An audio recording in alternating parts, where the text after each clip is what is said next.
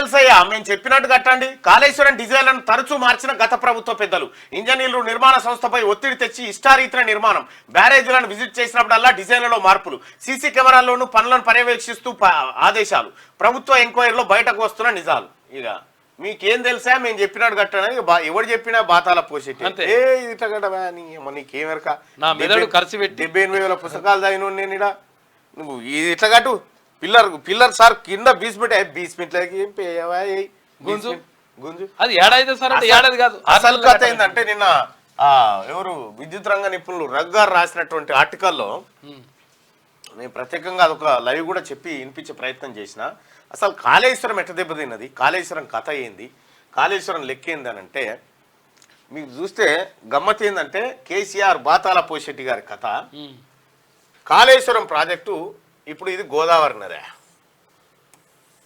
సరే, ఇట్లకేం ప్రాణాయిత కూడా కలుస్తుంది అనుకుందాం. వీడ మేడిగడ్డ కట్టాడు మన పోషెట్టి.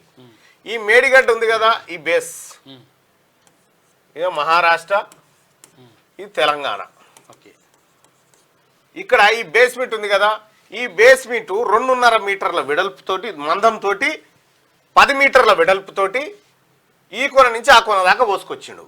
అయితే ఇది ఎక్కడ ఏం చేయాలంటే ఈ బేస్మెంట్ ఎక్కడి నుంచి స్టార్ట్ కావాలంటే ఈ ఇసుక రేణువులు ఉంటాయి కదా, ఇసుక కాకుండా ఎక్కడైతే గట్టిగా ఉంటుందో ఆ గట్టిగా ఉన్న ప్రదేశం నుంచి బెడ్ పోసుక రావాలి. కానీ బాతాల పోషెట్టి గారు ఆ పని చేయలే. హెగ్గదంతా ఎందుకు రా, జల్దీ నడిచిపోవాలని చెప్పి వీడికని స్టార్ట్ చేసి ఇదంతా ఉసుకేనే కింద.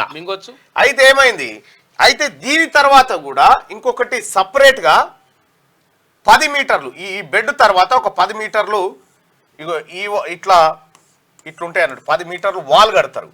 వాలు తర్వాత దానికి రౌండ్ పిల్లర్లు వేసి దీని కింద ఇసుక కొట్టుకపోకుండా 10 మీటర్లు కట్టాలి. అయితే మొన్న ఏమైందంటే ఈ 10 మీటర్లదే పలుగులు వచ్చి ఇందులోకి నీళ్లు పోయి ఇసుక అవతలకి వెళ్ళిపోయి పిల్లలు దశకిపోయినాయి అన్నట్టు. ఇది జరిగినటువంటి లెక్క. ఇది జరిగిన మాట ఇది ఎప్పుడు అక్టోబర్లోనే తెలుసు. కేసీఆర్ ముఖ్యమంత్రి ఉన్నప్పుడు తెలుసు ఇది ఇట్లా అయిందని.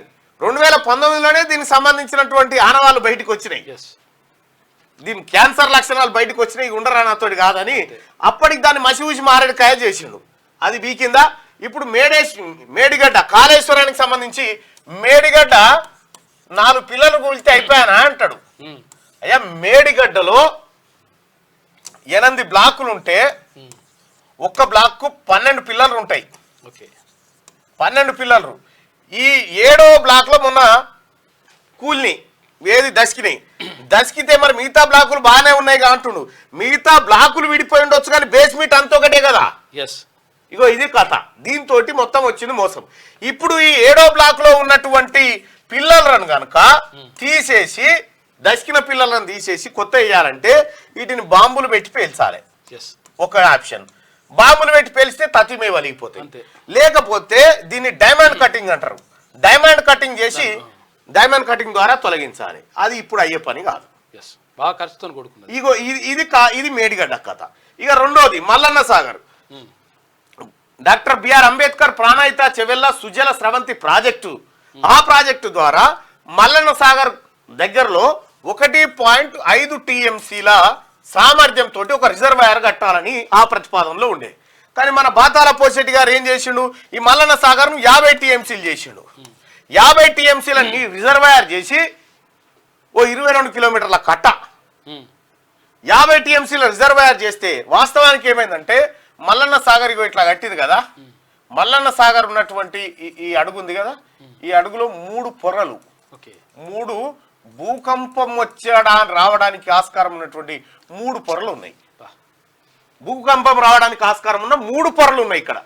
ఈ పొరలకు సంబంధించిన ఎలాంటి ఎంక్వైరీ లేకపోతే ఆ టెస్టింగ్ కూడా జరగకుండా కట్టిపారేసిండు. వాస్తవానికి ఇప్పుడు ఎంత నీరుంది, 50 టీఎంసీలు కదా మల్లన్న సాగరు. ఇప్పుడు ఉన్నది 10.5 టీఎంసీలు మాత్రమే ఉన్నది. ఒకవేళ ఈ 10.5 టీఎంసీల కంటే ఎక్కువ కనుక నింపితే ఈ మల్లన్న సాగర్ ప్రమాదంలో పడే అవకాశం ఉంది. 50 టీఎంసీలు కూడా 50 టీఎంసీలు అయితే కథమే, మన దాన అన్ని ప్రాణ నష్టాలు జరుగుతాయి. ఇగో ఇది నిపుణులు హెచ్చరిస్తా ఉంది. ఇది నేషనల్ డ్యామ్ సేఫ్టీ అథారిటీ వాళ్ళు చెప్తున్నటువంటి మాట. ఇదే విషయాన్ని గతంలో కంచెల రగ్గారు అనేక మార్లు పుస్తక రూపంలో తీసుకొచ్చి దీని టెక్నికల్ పాయింట్స్ అన్ని పెడితే మన బాతాల పోషెట్టి గారు నవ్వి సపరే కూకుండు నాకు నచ్చింది చేసుకుంటా పోతాను. ఇగో ఇది కాళేశ్వరం కథ. ఇప్పుడు మనం ఇల్లు కట్టుకుంటే కథ కనీసం పిల్లర్లు ఎక్కడ గట్టిగా వస్తే గట్టిగా వచ్చేదాకా మనం తవ్వుతాం కదా, ఆ తవ్వకుంటే వేసేసి. ఇంకేమంటాడు బాతాల పోసెట్టి, మేడిగడ్డ ఒక్కటి కుంగితే మొత్తం కాళేశ్వరమే కథమైందని చెప్తారేమో.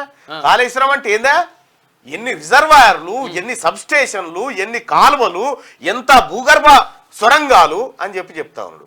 అయ్యా కాళేశ్వరం మొత్తం నుంచి తెలంగాణకు ఎత్తే నీళ్ళని 215 టీఎంసీలు. ఒక్క మేడిగడ్డ నుంచే 195 టీఎంసీలు ఎత్తాలి. అంటే ఇది గుండెకాయ. ఈ గుండెకాయ గుస్కుపాయ అంటే ఏమంటుండే, గుండె ఆగిపోతే ఏమైతుందంటే ఒకటే చేతులు కేసీఆర్ దందా బిజినెస్ ఎట్లుంటది అంటే అంటార్కిటికా ఖండంలో కూడా ఏసీలు అమ్ముతాడు.